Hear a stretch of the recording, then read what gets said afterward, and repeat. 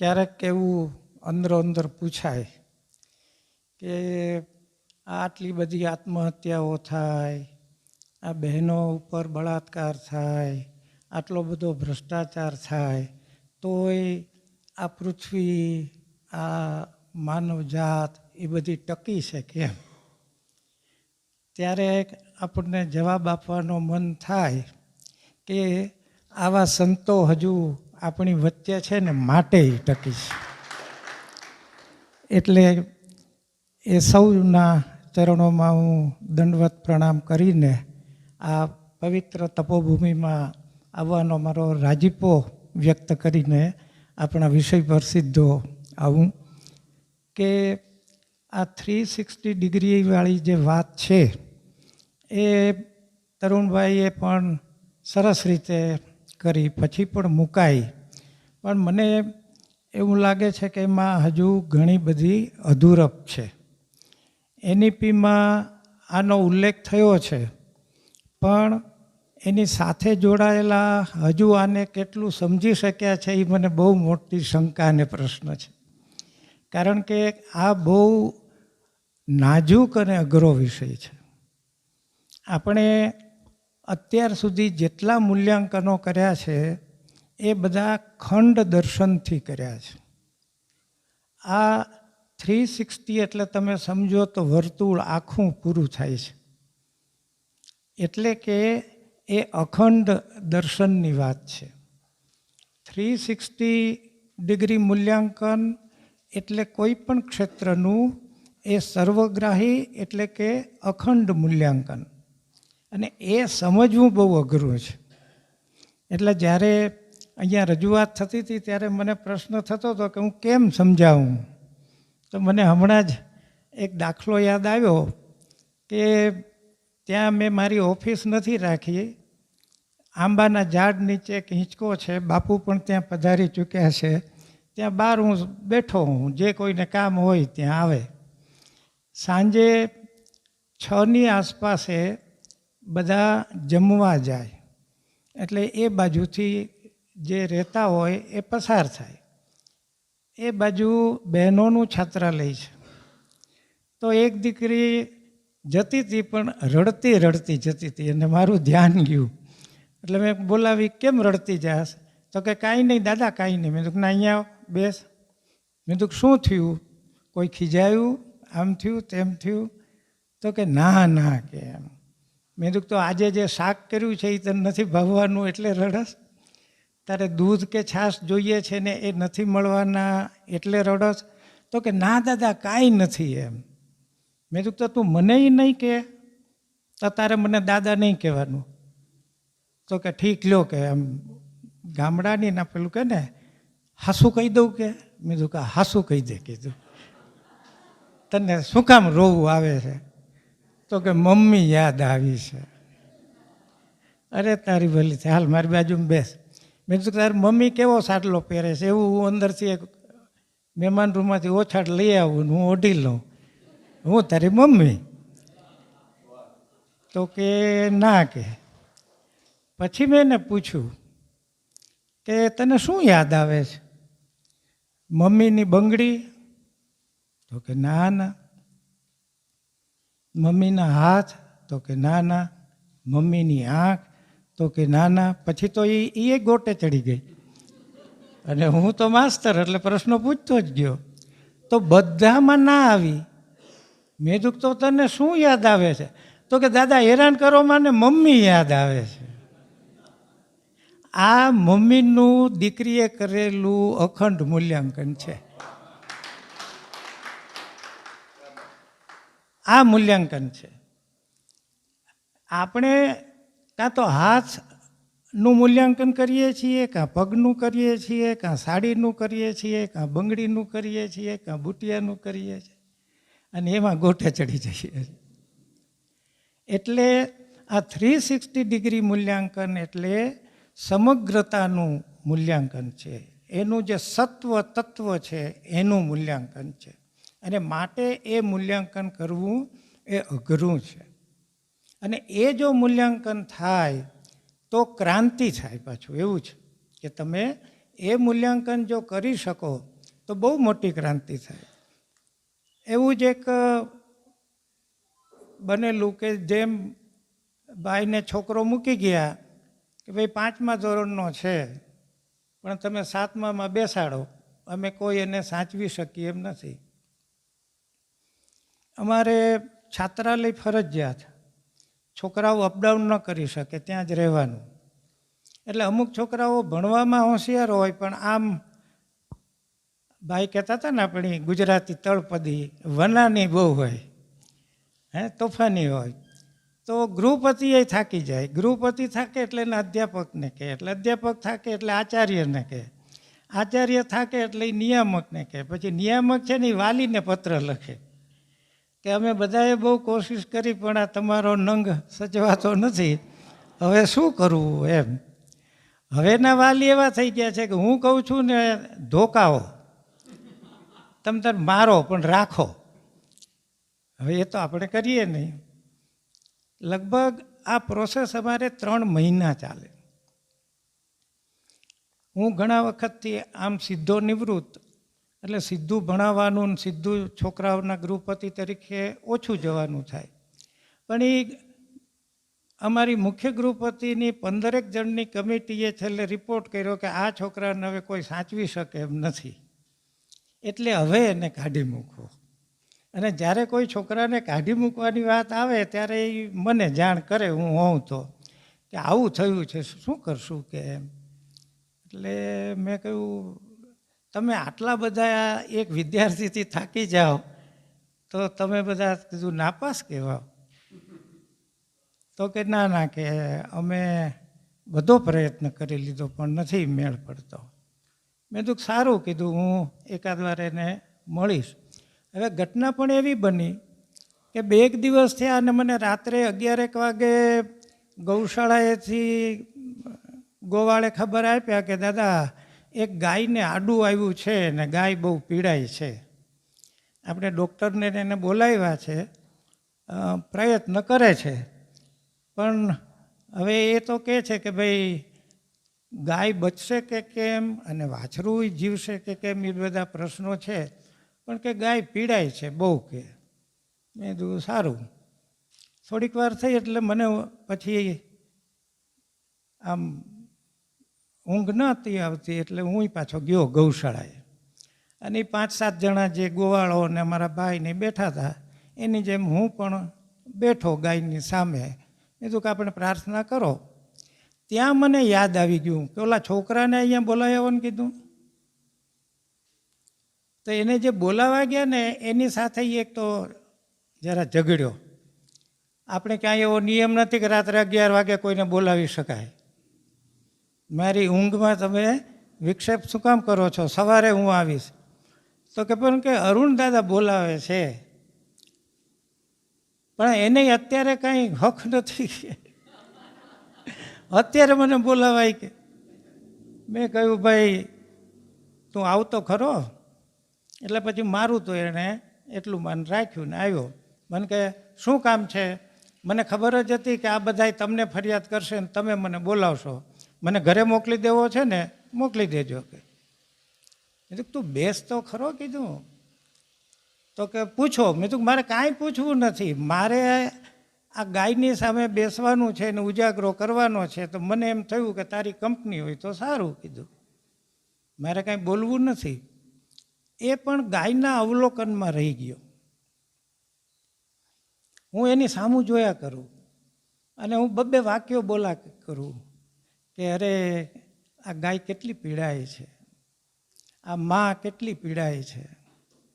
અને અમે પ્રાર્થના કરીને શું ચમત્કાર થયો કે કુદરતી રીતે પણ ગાય અને વાછરું બેય બચી ગયા અને લગભગ 2.5-3 કલાક એ બધી પ્રક્રિયા ચાલી.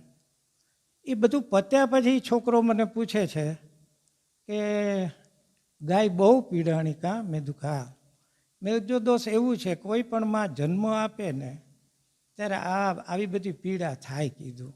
અને જન્મ આપ્યા પછી છોકરો જો હકણો ન રહે ને માને આથી વધારે પીડા થાય કીધું. એ છોકરો પછી 3 વર્ષ સારામાં સારું ભણ્યો અને કેમ્પસ ઇન્ટરવ્યૂમાં સૌથી પહેલાં સિલેક્ટ થયો. હવે તમે મને કહો તો કે આપણે ઓલું મૂલ્યાંકન એને ક્યાં લઈ જાત? સમજાય છે? આપણે વિદ્યાર્થીની જે સંવેદના છે, આપણું એક શિક્ષક તરીકેનું કામ એને 35 માર્ક મળ્યા કે 36 માર્ક મળ્યા એમાં નથી. આપણે એનામાં જે કંઈ સારપ છે એ બહાર લાવવાની છે. અને જો તમે ઊંડાણમાં જશો ને તો મજાની વાત અને બહુ આમ આપણને હસવું આવે એવું પણ છે કે આ 360 ડિગ્રી મૂલ્યાંકનની શરૂઆત બીજા વિશ્વયુદ્ધ વખતે જર્મન સૈનિકો માટે થયેલી. આનો જે ઉદ્ભવ છે એ એવો છે કે ભાઈ આ સૈનિકો છે એની ક્ષમતા કેવી રીતે વધારવી. તો એ સૈનિકોના ઇન્ટરવ્યૂ લેવાતા હતા. પછી એ સૈનિકોને અમુક રાઇફલ ચલાવતા નહોતી આવડતી એટલે બધા ખીજાવા માંડ્યા અને એને કાઢી મૂકવા માંડ્યા. એમાંથી એક સૈનિકે હિંમત કરી કે પણ આવી રાઇફલો જ અમને કોઈએ દેખાડી નથી, તો પછી અમને ક્યાંથી આવડે? તો આપણે કેવું કરીએ છીએ કે જે ભણાવ્યું નથી એનું મૂલ્યાંકન કરી નાખીએ છીએ અને પછી એમ કહીએ છીએ કે તું ઠોઠ છો, પણ ભલા માણસ તે ભણાવ્યું જ નથી. આ બધું એ સૈનિકોના સંદર્ભમાં થયેલું. અને ત્યારે જે વિભાગો પડ્યા હતા એ વિભાગોના આધારે પછી ધીમે ધીમે જે આ કોર્પોરેટ જગત છે ને એણે પહેલાં અપનાવ્યું. કોર્પોરેટ જગતમાં અને મોટી મોટી કંપનીઓમાં જે પ્રમોશન અપાય છે અને જે પગાર વધારો અપાય છે એ આ 360 ડિગ્રી મૂલ્યાંકનના આધારે અપાય છે. તને 3 વર્ષ થયા એટલે ઉચ્ચતમ મળી જ જાય ને 7 વર્ષે આ મળી જ જાય એમ નહીં.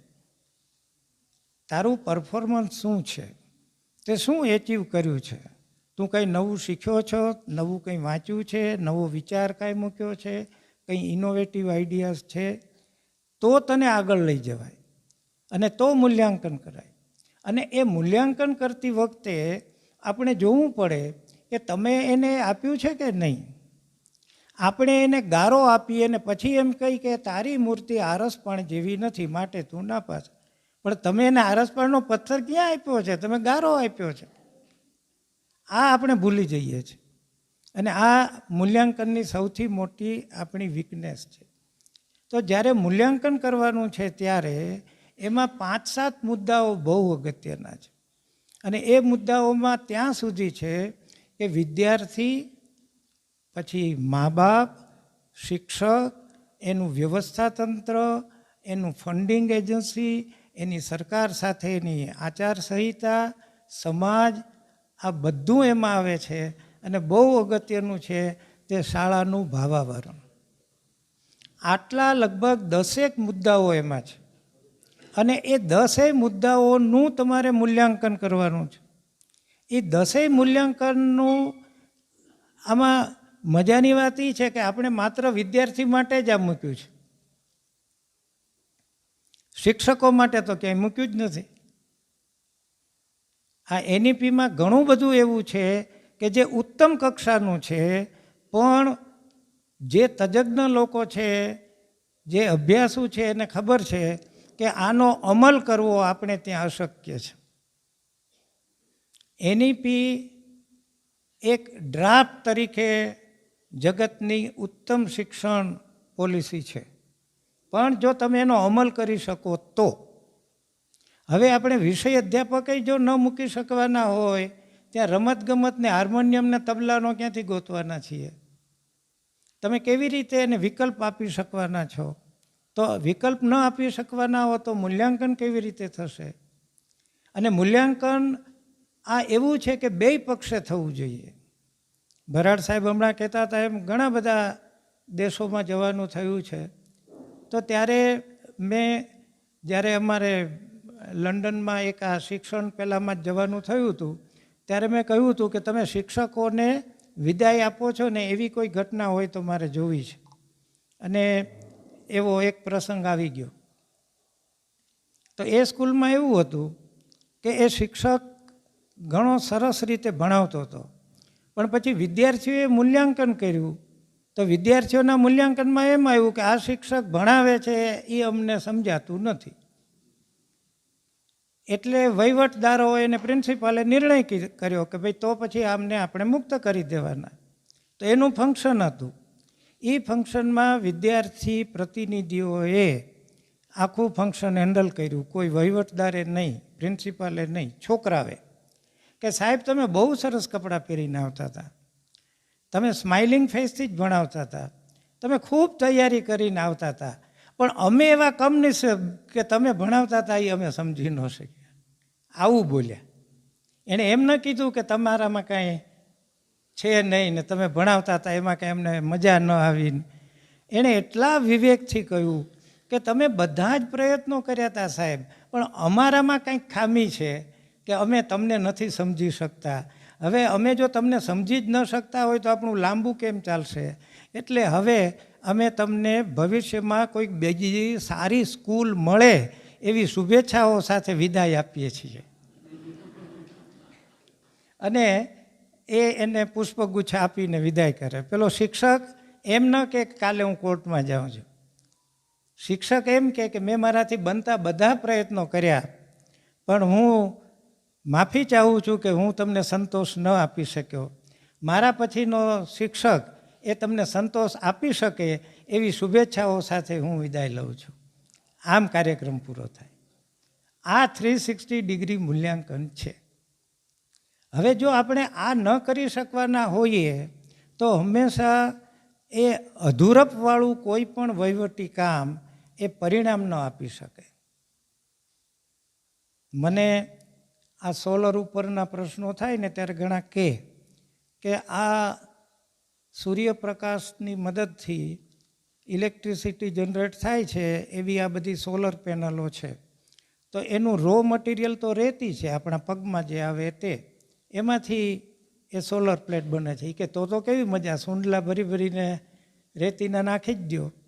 પણ એક જ વસ્તુ છે કે આ જે રેતી છે એમાં ઓક્સિજન એ ઇમ્પ્યુરિટીઝના સંદર્ભે છે, ત્યાં એમાંથી કાઢવો જોઈએ. એટલે ઓક્સિજન ફ્રી સિલિકા બનાવવી પડે. અને ઓક્સિજન ફ્રી સિલિકા કરવી એ એટલું બધું ખર્ચાળ અને અઘરું છે, માટે એની કિંમત છે. તો જ્યારે તમે કોઈ પણ વસ્તુને પરિણામ માટે પ્રયોજો ત્યારે એટલું યાદ રાખવાનું કે એ તો જ પરિણામ આપે કે જો એ શુદ્ધ હોય, નહીંતર એ પરિણામ ન આપે. હવે તમારે જો 360 ડિગ્રીને અમલમાં મૂકવું હોય તો તમારે એને અખંડ દર્શનથી જોવું પડશે.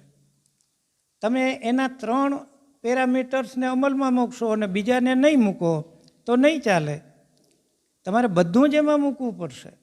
અને જ્યાં સુધી બધાનો તમે અમલ નહીં કરો ત્યાં સુધી એ મૂલ્યાંકન અધૂરું રહેશે.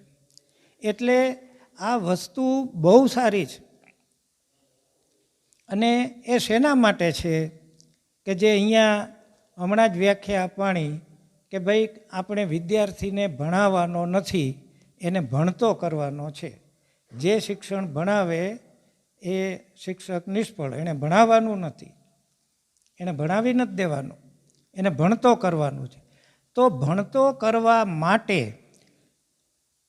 ઉત્તમમાં ઉત્તમ શિક્ષણ ક્ષેત્રનું કોઈ સાધન હોય તો એ આ 360 ડિગ્રી મૂલ્યાંકન છે. આ એક બહુ મોટું ટૂલ છે એજ્યુકેશનના ફિલ્ડનું, બહુ મોટું સક્ષમ સાધન છે કે જે આપણા વિદ્યાર્થીને જાતે ભણતો કરે. શું કામ? તો કે આ 360 ડિગ્રી મૂલ્યાંકનમાં 2 વસ્તુ બહુ અગત્યની છે કે વિદ્યાર્થીને શું આવડે છે એની જોડે જોડે એની શું નબળાઈ છે અને શું નથી આવડતું એનું એમાં મૂલ્યાંકન થાય છે. હવે તમે જુઓ કે આપણી જે પરીક્ષા પદ્ધતિ છે એ પદ્ધતિ સંપૂર્ણ અવૈજ્ઞાનિક છે. આપણે ત્યાં જે પરીક્ષા પદ્ધતિ છે ને એ માત્ર એક જ શક્તિનું માપન છે અને એ છે ગોખણ શક્તિ. એટલે 360 ડિગ્રીની સરખામણીએ તમે જુઓ ને તો આપણે લગભગ 10 ડિગ્રીનું જ મૂલ્યાંકન કરીએ છીએ. 350 ડિગ્રી તો નકામી જાય છે. એટલે આપણા વિદ્યાર્થીઓ આત્મહત્યા કરે છે. એટલે આખા વિશ્વમાં સૌથી વધુ યુવા આત્મહત્યા આપણે ત્યાં થાય છે. કારણ કે તમે ભણાવ્યું જ એવું કે ઓલો ફ્રસ્ટ્રેટ થઈ જાય છે. હવે આખા જિલ્લામાં કલેક્ટર એક હોય ને 1100 જણને કલેક્ટર થવું હોય, કેમ મેળ પડે? સાદું ગણિત છે, એમાં તો ઓલું હાયર મેથય નથી. સાદામાં સાદું ગણિત છે કે તારી જગ્યા જ એક કલેક્ટરની હોય ને 1100 જણને થવું હોય તો એક જણો થાય તો બાકીના બધા પંખે લટકશે. તમે કેવી એને ખોટી એક લાલચ ઊભી કરો છો. એને એ સમજાવવાનું છે કે તું પાણી વાળ કે કલેક્ટર થા, બધું સરખું છે, બહુ ફેર નથી. અહીંયા વાણંદ ને વકીલને સરખા ગણવાની ગાંધીજીની વાત સૂક્ષ્મ રીતે આવે છે. આપણે એના સત્વ તત્વને પકડવાનું છે કે બધાને સરકારી નોકરી નથી મળવાની, બધાને કંઈ રાતોરાત પૈસા નથી જડી જવાના, પણ જીવવાનું તો દરેકને છે. તો હું કેવી રીતે જીવી શકું? તો તારી પાસે શું છે કે જે આજીવિકાનું સાધન બની શકે? તમે વિચાર કરો. બહુ દ્રષ્ટાંતો અપાણા છે એટલે સમયના અભાવે બીજા અઘરા દ્રષ્ટાંતમાં ન જઈએ, પણ આપણે અમિતાભનો અને તેંડુલકરનો અને લતા મંગેશકરનો દાખલો આપીએ છીએ. હવે જો તમે અજાણ્યા પ્રદેશમાં ક્યાંય લતાજીને બતાવો તો એમ કે ભાઈ આ તો દીઠી ગમે ને એવી છે, પણ મેં ને તમે એને સાંભળી છે એટલે આપણે એને વંદન કરવા જઈએ છીએ. શું કામ? તો કે એની જે અંદર રહેલી ટેલેન્ટ છે એને આપણે વંદન કરીએ. ઓલાને વાંસળા જેવો લાંબો કીધો હતો, તારો ઘોઘરો અવાજ ક્યાંય ન ચાલે એમ કરીને કાઢી મૂક્યો હતો અને પાછો એ ચાલી ગયો. ઓલો માઠિયો શોટ મારીને વયો ગયો. તો એના કાંડામાં જોર છે? તો કે ના, એવું તો ઘણામાં છે. એની ઊંચાઈ? તો કે એવી તો ઘણાની છે. એનું આમ? તો કે એનું વજન બધું ઘણામાં છે. તો શું હતું? દડાને ઓળખવાની પરખ એનામાં હતી. તો દરેકે જીવનમાં દડો પારખવાનો છે. તો આપણે આપણા વિદ્યાર્થીને એ દડો પારખવાનું શીખવાનું છે. આપણે મૂલ્યાંકન એટલે એમ માનીએ છીએ કે એ કેટલો પાવરધો થયો એ માનવાનું છે. આ 360 ડિગ્રી મૂલ્યાંકનની ખૂબી એ છે કે આ મૂલ્યાંકન એ છોકરાને સક્ષમ બનાવનારું છે. આપણું મૂલ્યાંકન ટોપ 10માં છે કે નહીં એના ઉપર ભાર આપે છે. અહીંયા બહુ મોટો વાંધો છે. આપણે ટોપ 10ની જ પૂજા કરીએ છીએ. આપણે ટોપ 10 વાળા હોશિયાર ને બાકી ઠોઠ એવા વેમમાં છીએ. કારણ કે આપણે તો 5 ડિગ્રીનું જ મૂલ્યાંકન કર્યું, 10 ડિગ્રીનું જ કર્યું, બાકી તો તમે કંઈ કરી જ નથી શક્યા. તમે વિચાર કરો કે ઓલા છોકરાને મેં એ ગાયને આડું આવ્યું એ પ્રક્રિયા ન બતાવી હોત તો એ છોકરો ઘરે જ ગયો હોત.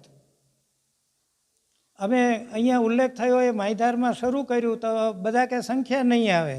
મેં કીધું મારી પાસે એક કિમ્યો છે, સંખ્યા હું લાવી દઉં. તો કે દાદા સંખ્યા લાવી દો તો અમે પહોંચી વળશું. તમે એક જ જાહેરાત કરી કે જેને કોઈ એડમિશન નહીં આપતું હોય એને અમે આપશું. બીજી જાહેરાત એ કરી કે 10મામાં જે જેટલી વાર નાપાસ થયા હશે એને આપશું, જે વધુ વાર નાપાસ થયો હશે એને પહેલાં આપશું. અને અમારે 5 તલાવડાનો એક હીરા ઘસુભાઈ આવ્યો કે છોકરાને હીરા ઘસવા બેસાડી દીધો છે, 3 વાર નાપાસ થયો છે, તમારી જાહેરાત સાંભળી છે, મૂકું? મેં કીધું મૂકી જા. તો કે 3 વાર. મેં કીધું ભલે ને, એ તું ચિંતા કરમાં, એ તું મગજમાંથી કાઢી નાખ કે 3 વાર નાપાસ થયો છે. પેલા એક વાલી તરીકે તું ભૂલી જા. અમે એવા છોકરાઓને ભણાવ્યા. આજ 7મું વર્ષ છે બાપુ. આ વખતે 10મા અને 12માનું 100% પરિણામ. તમે કોને ઠોઠ કહો છો? કયું તમારું મૂલ્યાંકન કામ કરે છે? અને જે 3 વાર નાપાસ થયો હતો એ છોકરો હજુ ગયા વર્ષે 12મું પાસ થઈ અને લોકભારતીનો સ્નાતક થયો અને કેમ્પસ ઇન્ટરવ્યૂમાં 3 જગ્યાએથી પસંદ થયો એ છોકરો. ત્યારે આપણને ખબર પડે છે કે આપણે શિક્ષણમાં કયું મૂલ્યાંકન લઈને બેઠા છીએ. કેવી રીતે વિદ્યાર્થીને નક્કી કરીએ છીએ કે આ પાસ અને ના પાસ. 2 વસ્તુ આવડી ગઈ એટલે હા, એ વિષયમાં હોશિયાર હોઈ શકે, આપણે એની કદર કરીએ, પણ એ આખો વિદ્યાર્થી નાપાસ નથી. એક બહુ અદ્ભુત દાખલો છે મારા બુચ દાદાનો, નપ્ર બુચ, ગોરીસાગર સાહેબ બહુ સારી રીતે જાણે.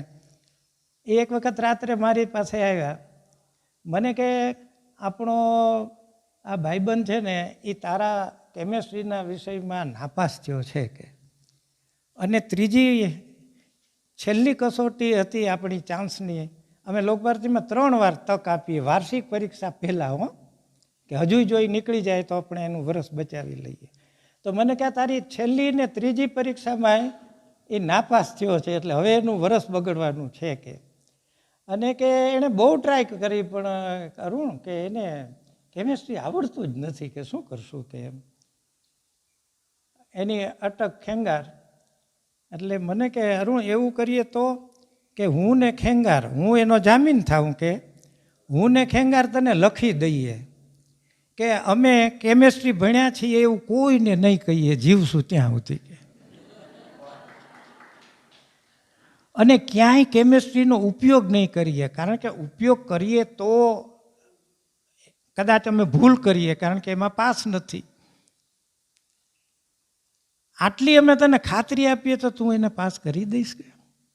હવે મારા બાપના બાપ જેવા અને એક આદર્શ સાધુત્વને વરેલો માણસ એ મારા ઘરે આવીને મને આમ કે, મારે વિચારવાનું જ ન હોય.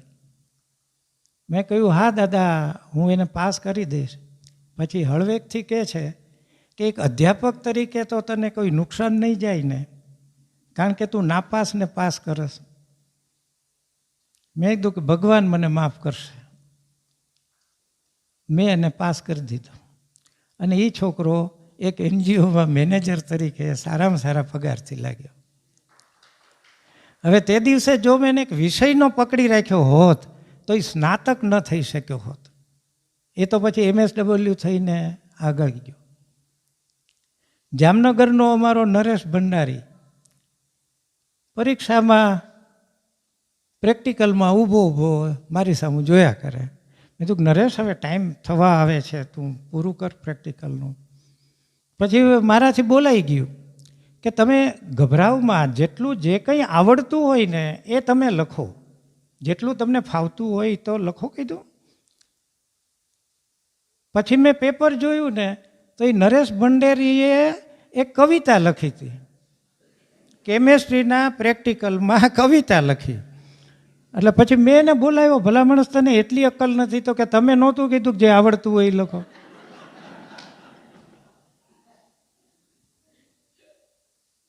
મેં કીધું તે તો મારી પરીક્ષા લીધી. આ 360 ડિગ્રી મૂલ્યાંકન, હું એનું શું મૂલ્યાંકન કરું, એ મારો બેટો મારું મૂલ્યાંકન કરી ગયો. એ કે મને કવિતા આવડતી હતી મેં કવિતા લખી, હવે તમારે જે કરવું હોય એ કરો. તો મેં શું કર્યું કે એ કવિતા અમારા ગુજરાતીના અધ્યાપક મનસુખ સલારને આપી. મેં કીધું કે આ જરાક મઠારી દો, અને મેં કોડિયુંમાં છાપી, વિદ્યાર્થીની કલમે એમ કરીને, અને એને કેમેસ્ટ્રીમાં પાસ કરી દીધો. શું કરવું છે તમારે અંતે? શું પાસ ને નાપાસ, આ બધા તો ખોટા ખેલ છે ભાઈ. જીવન મૂલ્ય જે છે એક માણસ તરીકે એને તમારે આગળ લઈ જવાનો છે. તો આપણે અત્યારે જે 2 માર્ક માટે મેડિકલમાં રહી ગયો, ને 2.5 માર્ક માટે ફલાણામાં રહી ગયો, ને આ તો બધું ખરેખર ત્રાસ છે શિક્ષણ જગત. આ મૂલ્યાંકન જ નથી. આ 360 ડિગ્રી મૂલ્યાંકન એવું છે કે જેમાં તમને રસ હોય એમાં તમે એને લઈ જાઓ. ભાવનગરમાં એક પીડિયાટ્રિક્સ છે, મારી ગ્રાન્ડ ડોટરને એક વખત દાખલ કરવી પડી, ગયા તેમથી બહુ રાજી થઈ ગયા. હું છેલ્લે એને 3-4 દિવસના અંતે બિલ આપવા ગયો. મને કે તમારું બિલ લેવાય, કે તમે કેટલા ગરીબ છોકરાને ભણાવ્યા છે, કેટલાના લવાજમ તમે ભરો છો, કેટલાને મદદ કરો છો, મને તો આજ સેવાનો મોકો મળ્યો. મેં કીધું ના એવું નહીં, જે તમને ખર્ચ થયો હોય એ લઈ લો. મને કે એક તમે ચૂકવી શકો એમ છો, જો ચૂકવો તો. મેં કીધું બોલો બોલો. તો કે આજ સાંજે મારા ઘરે જમવા આવો, આટલી ઈચ્છા છે. સારું કીધું. હું એના ઘરે જમવા ગયો તો એના ઘરમાં હાર્મોનિયમ ને તબલા ને બધું જોયું. તો મેં કીધું બેનને શોખ લાગે છે? તો કે ના ના. તો દીકરાને? તો કે ના ના. મેં કીધું તો કે મને શોખ છે. બીજું તમે તો આવડા મોટા ડૉક્ટર છો અને તમને આ તબલા અને હાર્મોનિયમના, એ કે રાત્રે સૂતા પહેલાં મન્ના ડેના હું 5 ગીતો ન ગાઉં ત્યાં સુધી મને ઊંઘ ના આવે. મેં કીધું આ કેવું કોમ્બિનેશન છે? આ એનઈપીનું કોમ્બિનેશન છે એટલે કહું છું. આ દાખલો કે કેમેસ્ટ્રીવાળો તબલાનો એક વિષય પણ લઈ શકશે, એમાં એ જોગવાઈ છે. તો મને કહે હું તળાજા રહેતો અને મારે મેટ્રિકનું ઓલ્ડ એસએસસીનું રિઝલ્ટ આવ્યું ત્યારે બહુ મોટી દુર્ઘટના બની. એને શબ્દ વાપર્યો દુર્ઘટના, એટલે હું મૂંઝાણો. મેં કીધું શું દુર્ઘટના બની? તો કે મારે માર્ક બહુ સારા આવ્યા છે. એટલે કે મારા મા બાપ અને કુટુંબ મારી પાછળ પડ્યું કે હવે તું મેડિકલમાં જ જા, કારણ કે આ ટકા મેડિકલના છે. મેં કહ્યું મને સંગીતનો શોખ છે.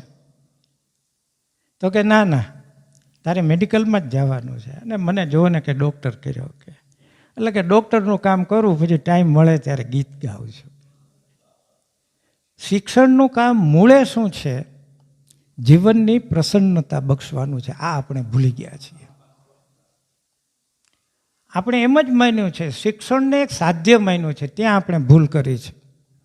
શિક્ષણ એ એક સાધન છે. મારો અવાજ તમારા સુધી પહોંચાડવો હોય તો મને માઇક્રોફોન જોશે. માઇક્રોફોન એ એક સાધ્ય નથી મારે માટે, અહીંયા એ સાધન છે. એમ આપણા જીવન જીવવા માટે, આપણી લાઈફસ્ટાઈલમાં પ્રસન્નતા બક્ષવા માટેનું સાધન એ શિક્ષણ છે.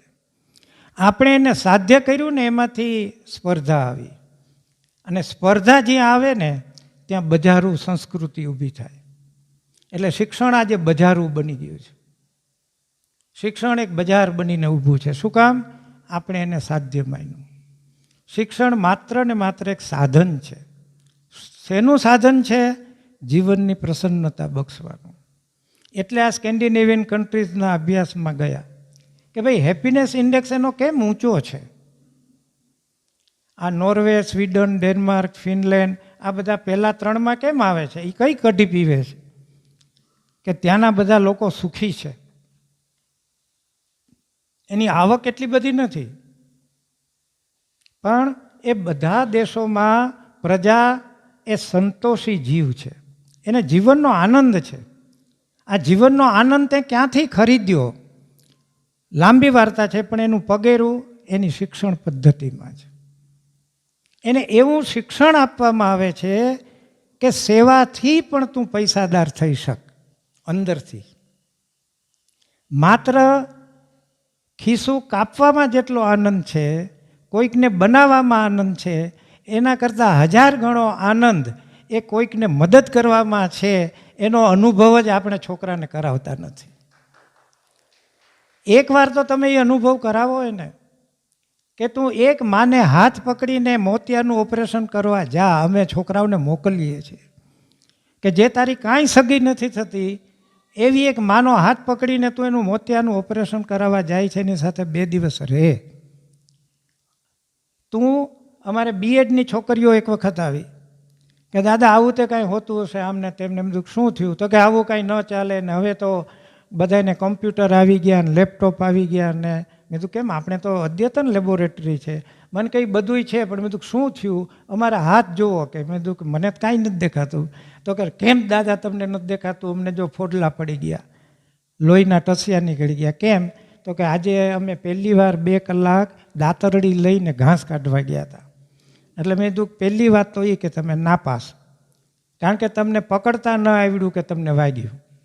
દાતરડી એવી રીતે પકડવી જોઈએ કે તમને વાગવી ન જોઈએ. અને પછી મેં કીધું દીકરાઓ દીકરીઓ, તમે તો 2 કલાક જ ગયા, આ તમારી સામે જે દાડિયાઓ આખો દિવસ કામ કરે છે એનું શું થતું હશે? આ તમારી પાઉંભાજીના જે રીંગણા તૈયાર થાય છે ને, એ ક્યાંથી થાય છે? આ તમે જે પીઝા ને પાઉંભાજી ને પાણીપુરી દાબો છો, એ બધું કોણ તૈયાર કરે છે? મારે તમને મજૂર નથી બનાવવાના, પણ જે મજૂરી કરે છે એની સંવેદના તારા હૃદયમાં જન્મે એ માટે એ અનુભવમાંથી પસાર કરવા છે. આ 360 ડિગ્રી મૂલ્યાંકન છે, આ સંવેદનાનું મૂલ્યાંકન છે કે તારા ભાણામાં જે રોટલી આવે છે એ આવી ક્યાંથી, તું એકવાર તો જોઈ આવ. આત્મીય કોલેજના થોડાક છોકરાઓ અમારે ત્યાં આવ્યા ગાંધી ભારતીમાં રહેવા, અઠવાડિયું જ રહ્યા. મારું ત્યાં લેક્ચર ગોઠવાયું હતું ને એમાંથી એને મેં આમંત્રણ આપ્યું ને મારા 15-20 છોકરા છોકરીઓ તૈયાર થઈ ગયા કે અમારે લોક ભારતીમાં રહેવા આવવું છે, 15 દિવસ આવો. પાછા ગયા એ પછી એક પેરેન્ટ્સના ફોન આવ્યા જ કરે કે સાહેબ તમે ઘણીવાર રાજકોટ આવો છો તો આવો ને આવો. મારી એક મિટિંગ હતી, ગયો, મારી રાહ જોઈને બેઠા રહ્યા. પરાણે મને એના ઘરે લઈ ગયા અને એની મમ્મી મારા હાથ પકડીને રડવા માંડી. મને કહે આ 22 વર્ષનો થયો, કોલેજ પૂરી કરવામાં આવ્યો, અમે ન બદલી શક્યા, તમે 15 દિવસમાં શું કર્યું? મેં કીધું કેમ? તો કે મને એટલી મજા આવે છે ને કે હું રોટલી વણતી હોઉં ને ત્યારે મારી બાજુમાં આવીને ગોરણું કરાવે છે. અને એ કહે છે કે મમ્મી મારે તમારા જેવી જ રોટલી કરવી છે. પછી એ કે અમને સાહેબ સમજાવતા હતા કે રોટલીનું વેલણ આમ થતું હોય ને રોટલી આમ વણતી હોય એનું સાયન્સ શું છે? તો કે મમ્મી તને ખબર? તો કે મને ખબર નથી. કે તો તું ફેરવસ કેવી રીતે? કે તો ઓટોમેટિક ફરે છે. તો કે મારે એનું વિજ્ઞાન ભણવું છે. અને પછી એની મમ્મી કહે છે કે તમે શું કહ્યું? મેં કીધું મેં કાંઈ નથી કહ્યું. તો કે હવે એ જમીને થાળી પોતે મૂકી આવે છે. પહેલાં તો કે અમારે બધું ગગાને તૈયાર કરીને દેવું પડતું હતું. કોલેજમાં ભણે છે, કોલેજમાં ભણે છે. અને કે એક તો બહુ ચમત્કાર છે. મેં કીધું શું? તો કે થોડાક દિવસ થયા ને ત્યાં જીન્સના પેન્ટ પહેરવાનું બંધ કરી દીધું. તો મને એમ થયું કે આણે બંધ કેમ કર્યું? અંતે તો કહ્યું હું માને ખબર પડી જાય, બધી માને. તો પછી એને ખ્યાલ આવ્યો કે ત્યાં એણે કપડાં હાથે ધોયા હતા. અહીંયા એ હાથે ધોવા ગયો ત્યારે ખબર પડી કે આ જીન્સનું મોટું ગોદડા જેવું લાગે છે. એટલે કે આ ધોવું અઘરું છે, એટલે આપણે એ નથી પહેરવું, આપણે સાદું જલ્દી ધોવાઈ જાય એવું પહેરો. તો જે ધોનાર છે ને એની પરિસ્થિતિનો અનુભવ એને આપણે કરાયો. એ અનુભવમાંથી જ્યારે પસાર થાય છે ત્યારે એક કેળવણીની પરાકાષ્ઠા છે. એને તમે ફીલ કરાવો ત્યારે જ એને એ સમજાશે.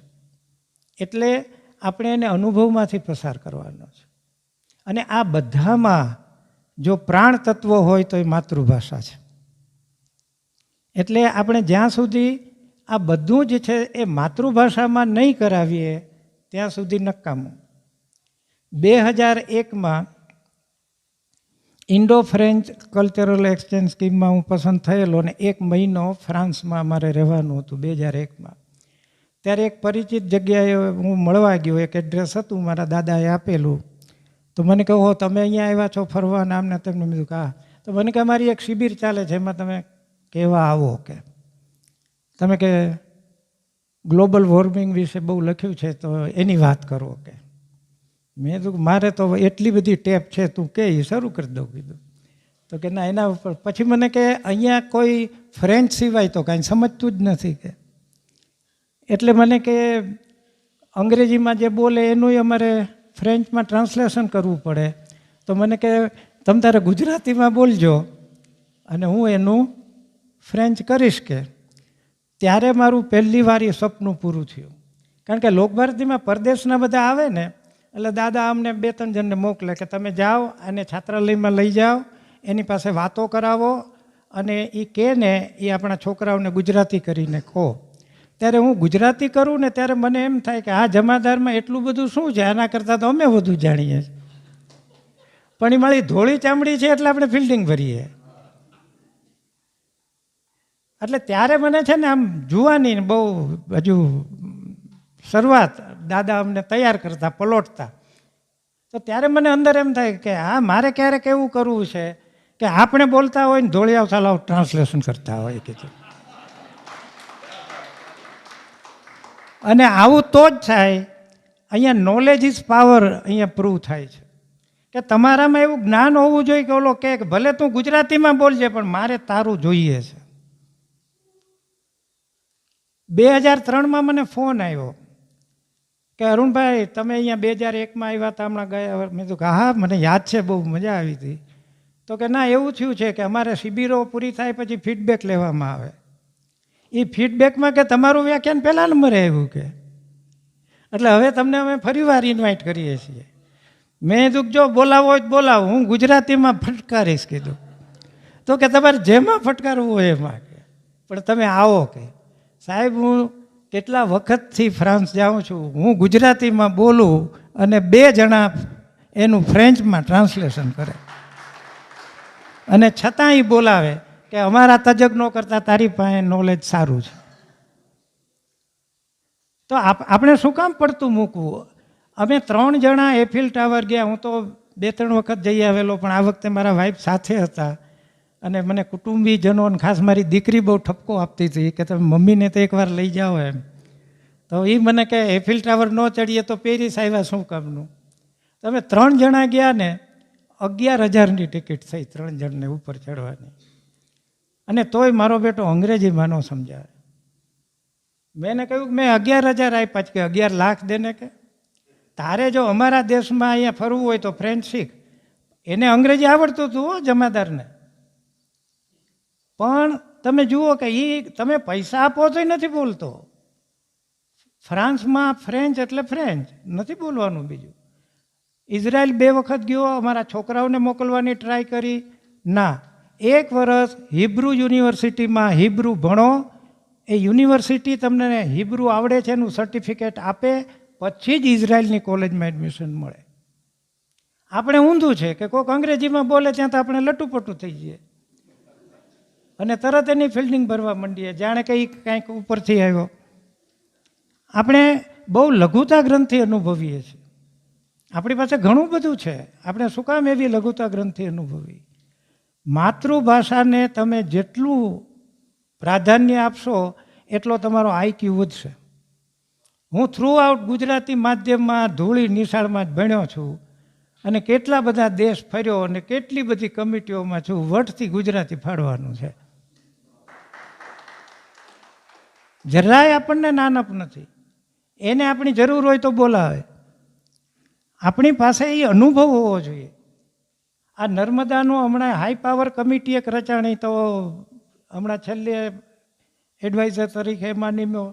તો મને એક મિટિંગ પૂરી થઈ એટલે 25,000નો ચેક આપ્યો. એટલે મેં કીધું કે આ બધી મિટિંગનો પૂરો આપ્યો ને ગાડી, મને કે નહીં ગાડી ભાડું જુદું, આ તો તમને સિટિંગ એલાઉન્સ 25,000 રૂપિયા એક મિટિંગનું.